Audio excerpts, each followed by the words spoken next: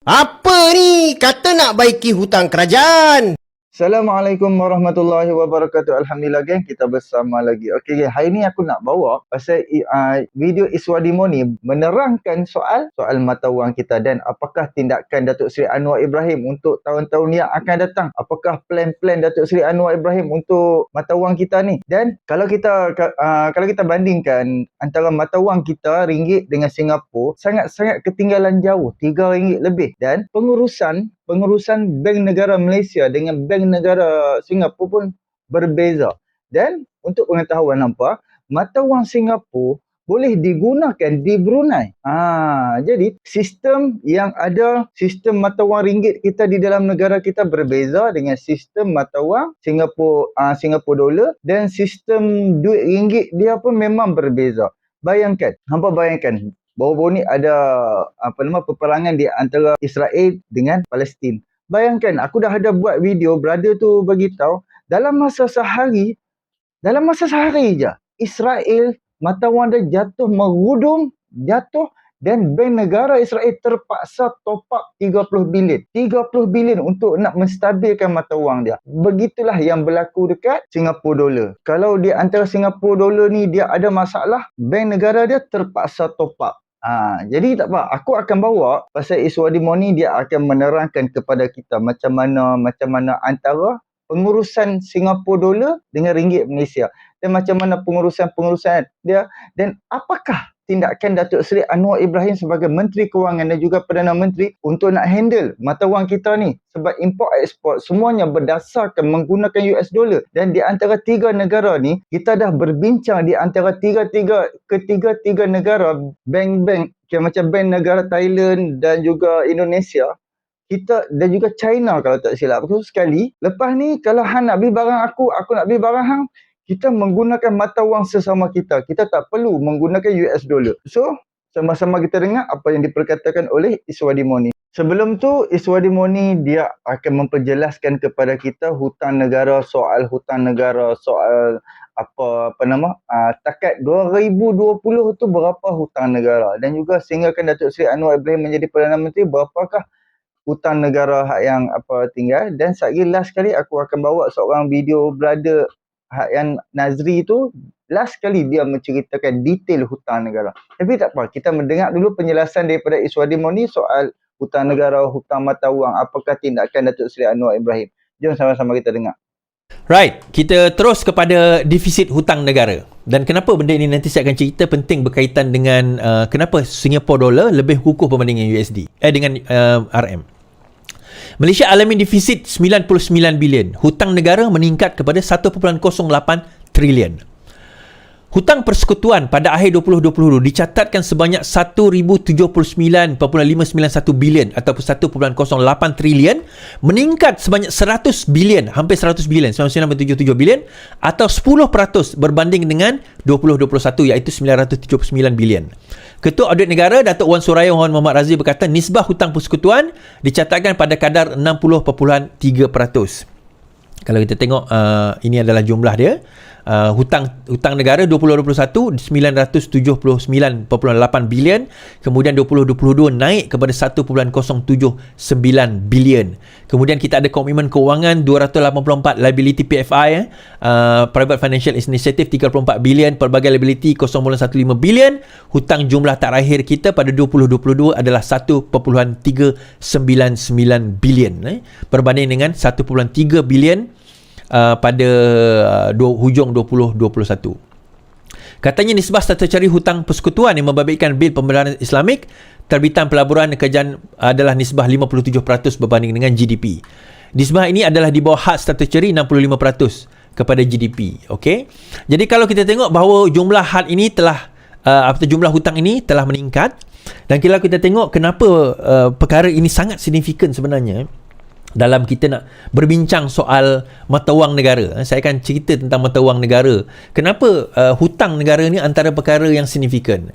Apa ni? Kata nak baiki hutang kerajaan. Nak baiki defisit kerajaan. Ini pula tiba-tiba laporan Ketua Audit Negara cakap defisit kita 99 bilion. Apa cerita ni? Sejak semalam saya dihujani oleh perkataan-perkataan yang macam ni. Itulah guys, nasihat saya, kita jangan cepat menghukum. Kita baca tajuk je padahal. Isi kita tak baca, lepas tu kita nak hukum orang. Guys, defisit 99 bilion ni dan juga hutang negara meningkat kepada 1.08 trilion ni, ia merujuk kepada laporan Ketua Audit Negara Penyata Kewangan Kerajaan Persekutuan tahun 2022. Saya pun buat konten ni bukanlah saya nak menyalahkan pentadbiran yang lepas, kenapa hutang kita bertambah, kenapa defisit kita bertambah. There is no point guys. Yang penting sekali, moving forward, apa yang kita patut buat. Tapi masalahnya, kalau saya tak buat video macam ni, nanti orang akan dapat information yang salah. Orang pula cakap, kenapa PMX Kerajaan Madani ni kata nak baiki hutang negara? Tapi pumpang-pumpang laporan audit kata lain pula. Sekali lagi guys, itu merujuk kepada tahun kewangan 2022. Sebab itulah, bagi kerajaan sekarang ni, diorang berusaha bersungguh-sungguh untuk memperbaiki kita punya hutang, merasionalisasikan subsidi, itu semua untuk memperbaiki kedudukan fiskal kita. Jadi, kita bagilah diorang masa dan benda-benda yang baik ni kita sokonglah, betul tak? Kemudian, saya jumpa lagi satu teori pelik. Ada orang cakap, disebabkan itulah, defisit kita yang teruk itulah menyebabkan kita punya rating ni downgrade kepada BBB+. Guys, ini pun satu benda yang kita kena betulkan. Untuk pengetahuan korang, Fitch rating ni downgrade kita punya IDR semenjak tahun 2020. Kenapa tahun 2020? Sebab pada masa tu ekonomi kita tak begitu baik, pandemik. Sebab itu, sebelum itu, pada tahun 2020 bulan April, kita punya rating tu masih A-. Kemudian, pada bulan Disember tahun yang sama, baru dia downgrade pergi BBB+. Cuma masalahnya, bila orang baca tajuk macam ni, orang ingat, dia downgrade tu pada tahun 2023. Ini satu benda yang kita kena sama-sama betulkan guys. Sebab itulah kalau korang buka balik berita pada tahun 2020, yang ni guys, nampak ni tarikh dia ni? Korang akan baca Fitch rating downgrades Malaysia's credit rating to BBB+. Sebab benda ni dah berlaku sejak tahun 2020 bulan Disember. Dan rating tu kekal sampai hari ni, iaitu pada Oktober 2023. Kalau kita semua ramai-ramai tak suka dengan rating BBB+ ni, maka kita supportlah usaha kerajaan untuk memperbaiki kedudukan hutang kita. Kalau hutang kita semakin bagus, kedudukan fiskal kita semakin sihat, maka Fitch rating akan upgrade balik dia punya rating tu. Alright guys, saya harap video ni dapat memberikan korang satu kefahaman dan membebaskan diri korang daripada salah faham dan juga maklumat-maklumat yang salah sebelum ni. Jadi guys, sama-sama kita doakan agar usaha kerajaan yang sedang berjalan ni untuk memperbaiki kedudukan fiskal kita berjalan secara lancar. Dan lagi satu guys, jangan tengok tajuk je kemudian cepat sangat menghukum orang. Dan menjadi sebab kenapa kestabilan mata wang itu penting untuk nak melihat perkara ini. Now, even katakanlah Ketua Audit Negara kata, kewangan negara stabil meskipun hutang meningkat. Ketua Audit Negara memberi gambaran peningkatan hutang negara bukanlah suatu boleh dibimbangkan. Laporan Ketua Audit Negara mendedahkan bahawa hutang negara telah meningkat 10.2% dari 21 hingga 2022. Saya ingin menegaskan bahawa penyata keuangan adalah stabil, malah jauh lebih baik berbanding tahun lepas. Jadi, ya, hutang telah meningkat, tetapi pada masa yang sama, hasil dan prestasi keuangan kita juga meningkat. Dari sebab itu, kita beri pendapat tanpa teguran dengan perangan hal lain yang pangkatnya lebih tinggi berbanding 2 tahun lepas. Hutang tidak dapat dielakkan kerana kita memerlukan lebih banyak wang untuk program dan juga membolehkan kita menggunakan pinjaman dan pembayaran balik. Secara keseluruhan, ia lebih baik daripada tahun lepas dan stabil, katanya. Menurut laporan hutang negara meningkat daripada 900 bilion kepada 1 trilion. Kalau tuan-tuan nak faham 1 trilion tu macam mana, dia macam ni. 1 bilion ke 1 juta tu, umpama tuan-tuan ada RM1,000, 1 bilion tu RM1,000 lah. 1 juta tu RM1. Itu beza dia, maksud dia.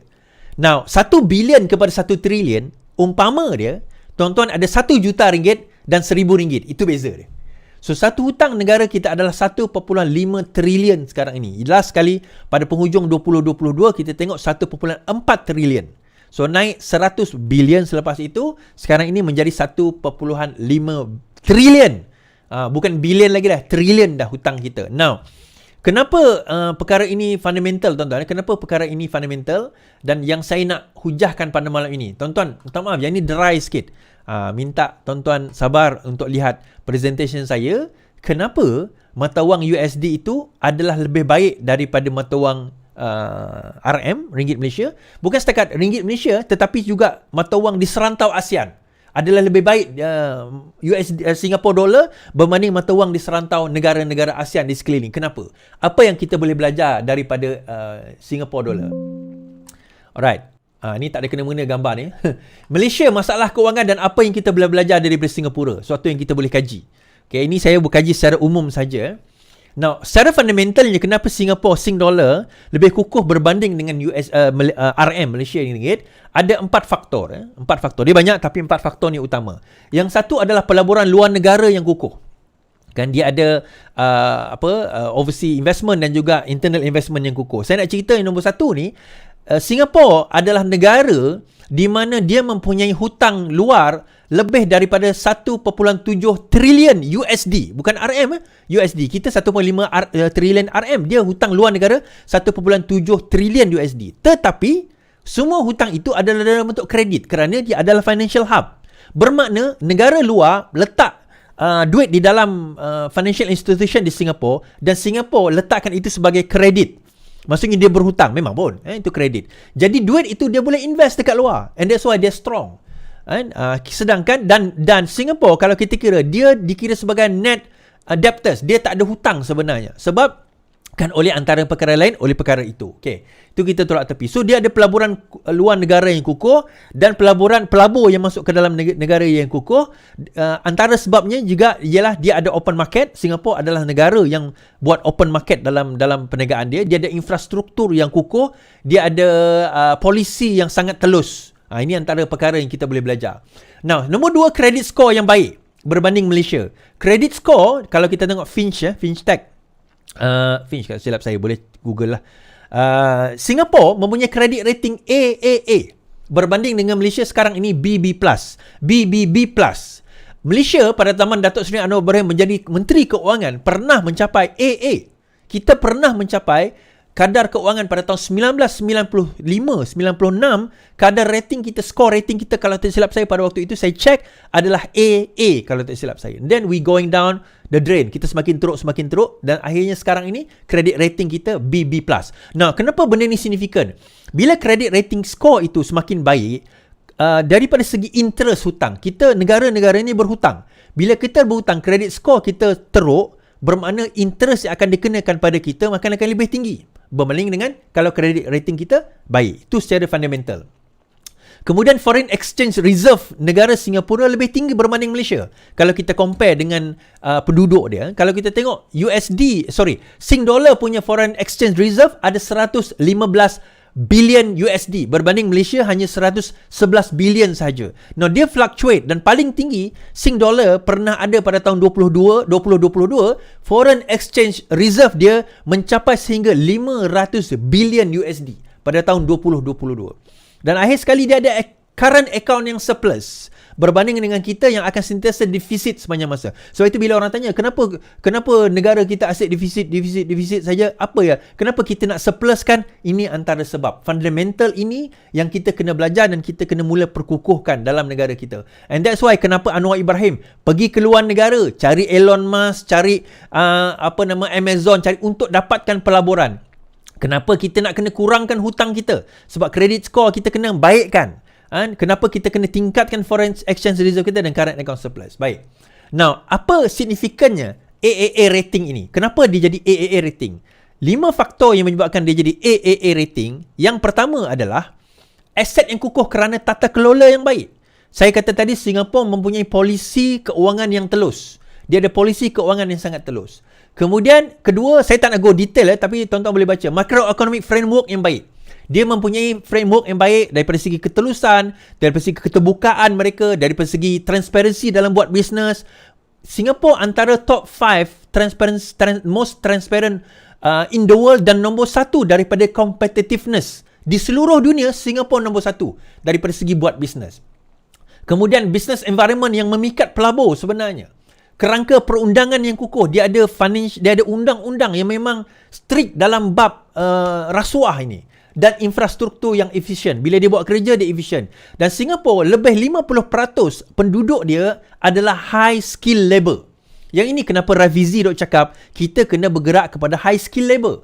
Kita kena bergerak kepada high skill labor. Kita boleh eksport kita punya apa orang kata minda kita keluar. High skill labor ni Singapore ada lebih 50% workforce dia adalah high skill labor. Now, masalah Malaysia, saya sebut tadi tentang public debt, kita ada public debt yang tinggi. Now, Singapore pun tinggi itu saya kata tadi. Public debt Singapore, dia ada foreign debt di mana 1.7 trilion USD dia disimpan dalam bentuk kredit. Dia adalah kredit, dia menyimpan financial, dia boleh laburkan balik. Even dia ada public debt yang tinggi, dia boleh compensatekan dengan itu. Kita, masalah, dan Singapore ada polisi kalau dia buat hutang dia tak boleh digunakan untuk bayar gaji, bayar infrastruktur pembangunan. Dia tak boleh. Dia ada polisi itu. Dia hanya untuk beberapa perkara. Tuan-tuan boleh Google sendiri apa benda yang dia buat. Antaranya, dia letak dalam EPF. Yang tu, dia manage hutang dia dengan baik. Sangat baik. Tetapi Malaysia, kita tak manage hutang kita dengan baik. Ini benda yang kita warisi. So, kita kena perbetulkan. Yang kedua, masalah Malaysia, political uncertainty, political instability. Yang ni saya sebut tadi.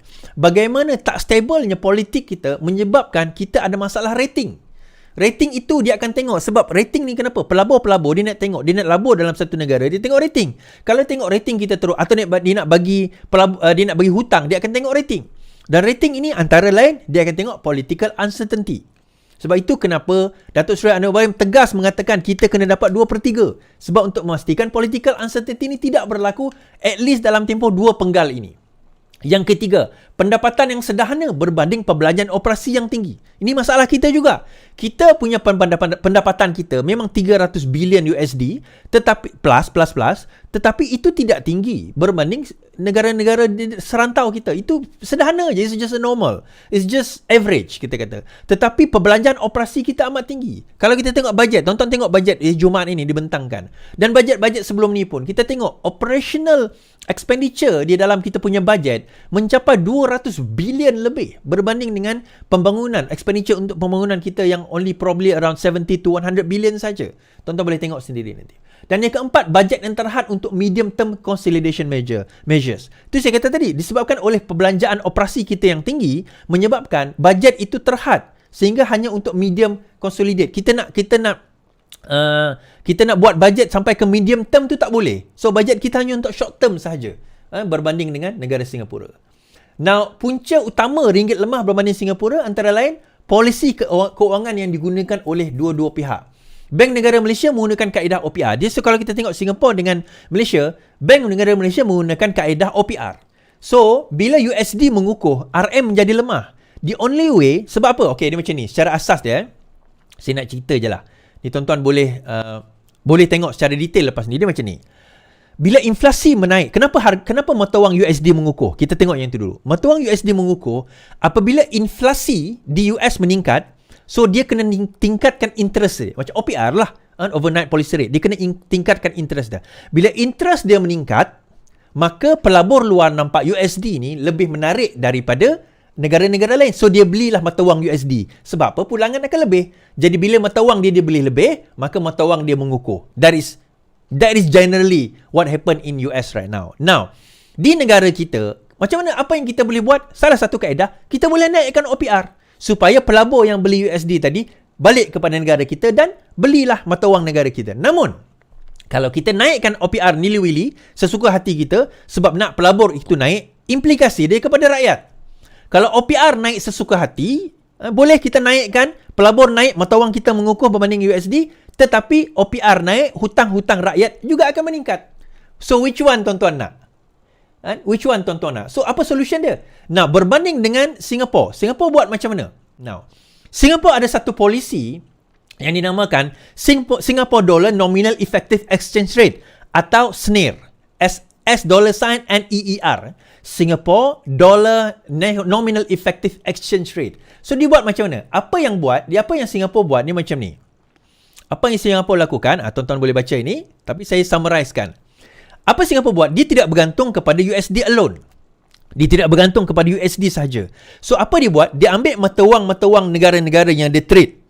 Seperti China, Europe, Malaysia, Indonesia, India. Ialah negara-negara yang dia trade, dia letak mata wang ni di dalam satu basket. Nah, apabila inflasi meningkat, apa yang dia buat? dia ada satu monetary, dia ada satu dipanggil band. Dia ada band yang dia akan kira. So daripada calculation itu dia akan tengok kalau meningkat, maka policy maker dia akan beli atau jual mata wang tersebut. Jadi daripada situ dia boleh kekalkan mata wang. And for so many years Singapore punya mata wang berbanding USD dia tak lari jauh. That's why sekarang ini satu USD lebih kurang 1.4 Sing dollar. Now, that is how it goes dalam negara seperti Singapore. Now, Singapore boleh buat. Kenapa? Pertama, negara dia tak besar. That's why they can do it. Kenapa negara lain tak buat is? Satu, negara dia negara yang kecil. Kedua, about almost 6 million population saja. Kedua, dia buat open market. Dia open market. Maksudnya dia punya market dia memang very open. Yang ketiga, dia nak bagi tahu, kebergantungan dia rely banyak kepada import berbanding dengan export. Alright, itu yang satu. So dia letak pada basket. So dia tak bergantung pada USD alone. Dia letakkan pada basket-basket yang banyak. Maksudnya mata wang ini dia letak dalam satu basket. So daripada basket itu dia boleh bermain, dia boleh kalau sekiranya naik turun mata wang, so dia boleh beli, policy maker dia boleh beli. Now,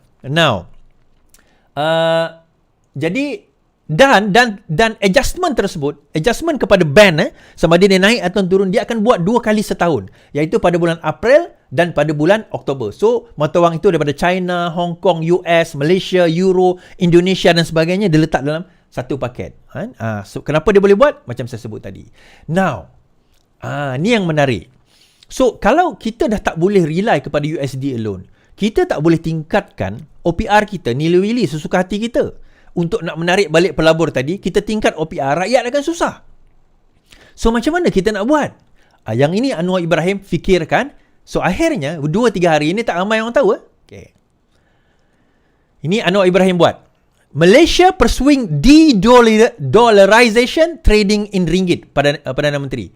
Saya nak cari dalam bahasa Malaysia. Tak ada. Ada kot, tapi yelah. Kerajaan melalui Bank Negara Malaysia sedang meneliti inisiatif untuk menggalakkan negara-negara trading ataupun berdagang di dalam local currencies ataupun mata wang tempatan, kata Anwar Ibrahim. This is in line with his view for Malaysia to reduce its reliance on the US dollar in trade and investment. Ini selari dengan pandangan Malaysia untuk mengurangkan kebergantungan kepada US dollar dalam perdagangan dan juga dalam pelaburan. Anwar berkata, Malaysia telah mengadakan beberapa negosiasi dengan China, Indonesia dan Thailand dan telah mula menggunakan local currency di dalam transaksi kepada 3 negara ini. Kita berjaya menggunakan local currency dengan Indonesia, Thailand dan China. Namun begitu, bukan semua negara sekarang ini terlibat di dalam komoditi dan juga perdagangan antarabangsa. Sebab itu, kita mencadangkan de-dollarization. Dia memberitahu Dewan Negara. Anwar menjawab soalan Awang Hashim daripada PN Pendang berkenaan bagaimana government untuk deal dengan ringgit decline against the US dollar. Kemudian Perdana Menteri menegaskan bahawa nilai ringgit tidak ada kaitan dengan fundamental seperti keadaan perkembangan ekonomi, investment, falling inflation ataupun falling unemployment rates. Tetapi dia sebenarnya telah dia sebenarnya berkesan ialah influence ataupun dipengaruhi oleh United States Federal Reserve yang telah menaikkan interest rate. Itu saja. Sebab US dah naikkan Federal Reserve interest rate kerana inflasi meningkat di US. Now,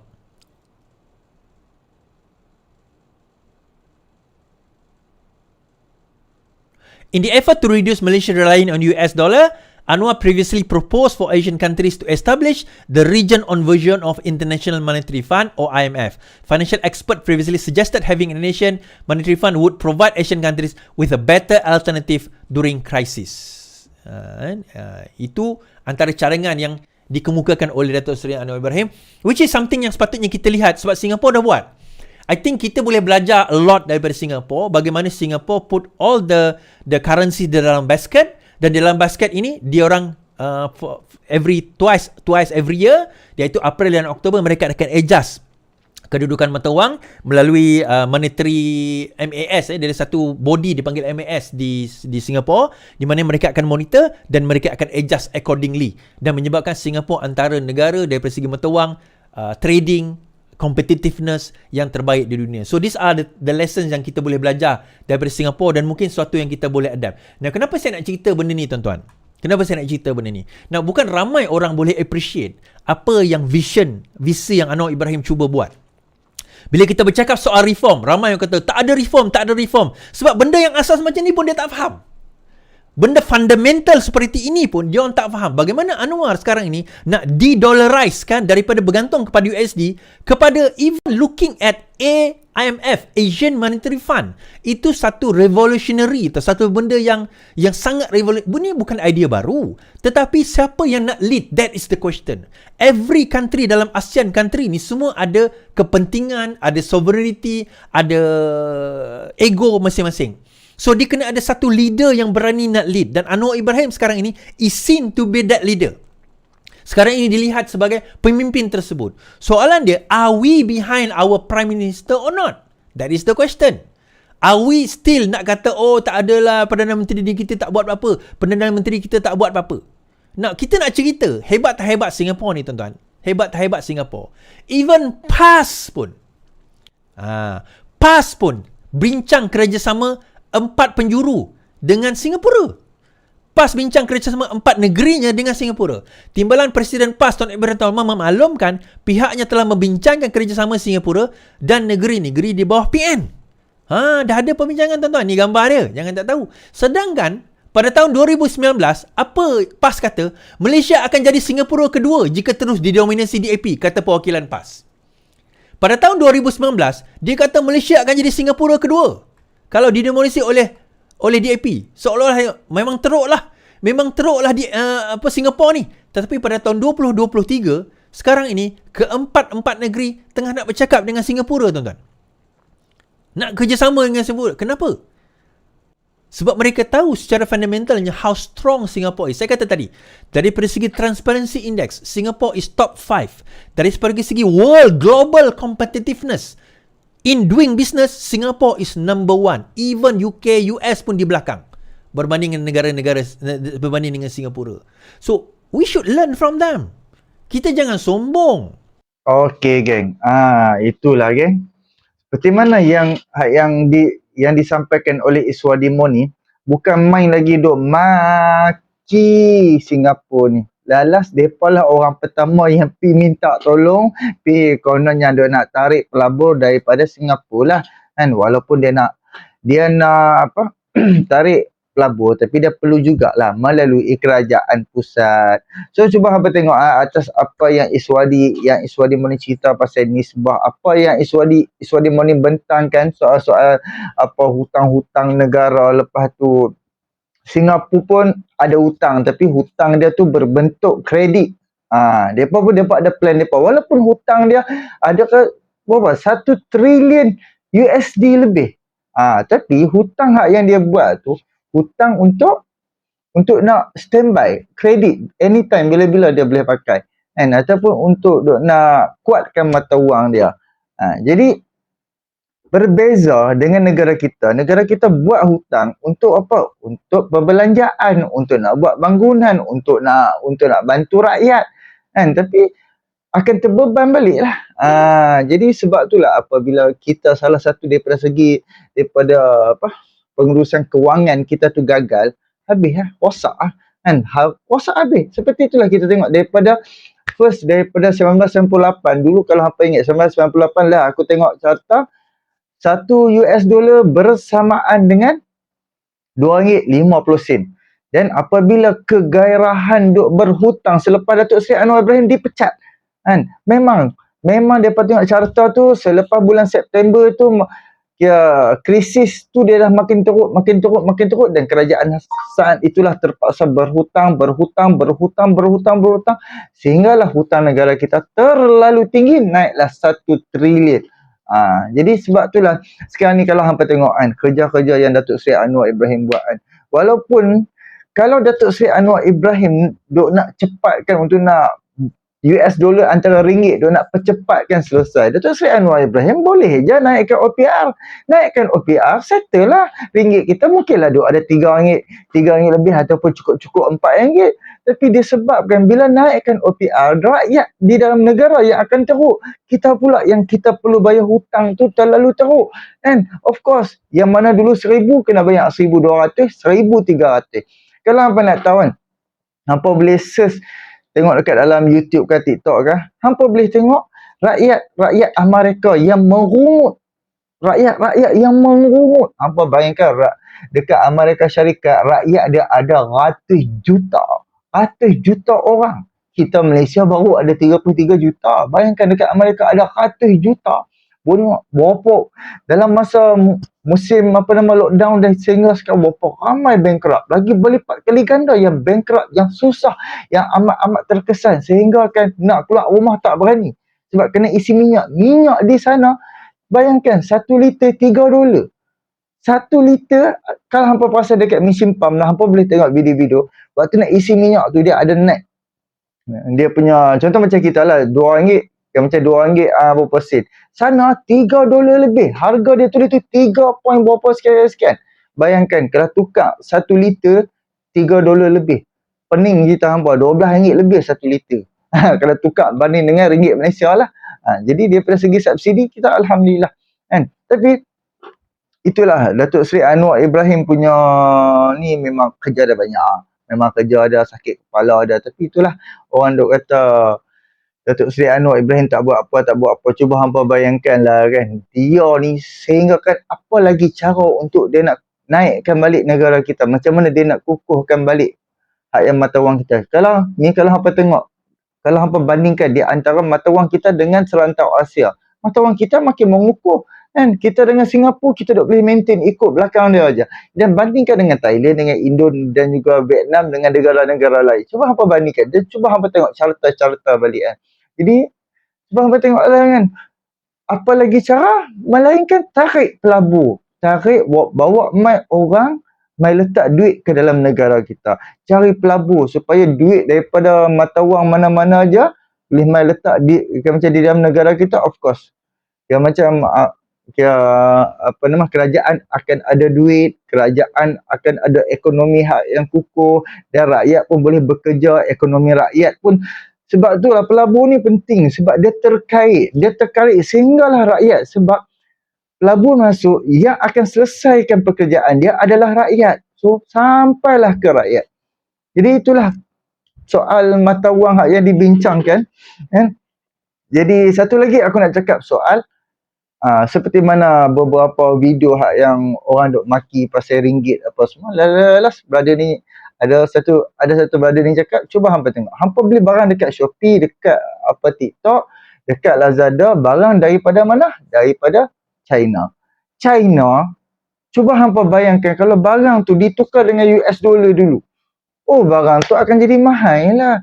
Tapi apabila antara ringgit Malaysia dengan ringgit dengan yuan China, apabila didekatkan barang tu akan jadi murah lah. Apabila mata wang Malaysia direct dengan mata wang China, dia akan jadi murah lah. Kan? Janganlah celah tengah-tengah tu pergi letak US dollar. Teruk balik barang hak yang murah naik kat US dollar turun dekat ringgit, benda tu RM2, dia sudah jadi RM12. Jadi kalau hampa faham, kalau hampa ada pengalaman beli barang-barang macam daripada Shopee, barang banyak-banyak walaupun satu barang tu kecil tapi hampa beli banyak, kalau hampa beli pula dekat daripada US, benda yang sama daripada China, tapi hampa bandingkan barang daripada US, harga memang berbeza gila-gila. Jadi inilah sedikit perkongsianku. Boleh subscribe, like, komen dan share. Yang last sekali, pas dia duk maki Singapura, dia bukan main lagi kalau apa kata harapan DAP pemerintah nanti Malaysia akan jadi Singapura. Last, apa yang jadi sekarang ni? Lah negeri yang puak-puak pas ni duk pi peluk Singapura pula lah. Takkanlah duk nak Kelantan kan, takkanlah duk nak Singapura kan Kelantan. Oh, hebat Singapura kan Kelantan, Singapura kan Kedah, hebat Tapi cuba tengok, negeri jiran sendiri pun dia duk maki hang pun. Tiba-tiba dia pergi minta tolong dekat negara lain. Tak tahulah macam mana proses. Kita tengoklah macam di sebalik rundingan puak-puak pas 4 menteri besar ni kepada Singapura. Kita tengok nanti apakah hasil-hasil dia.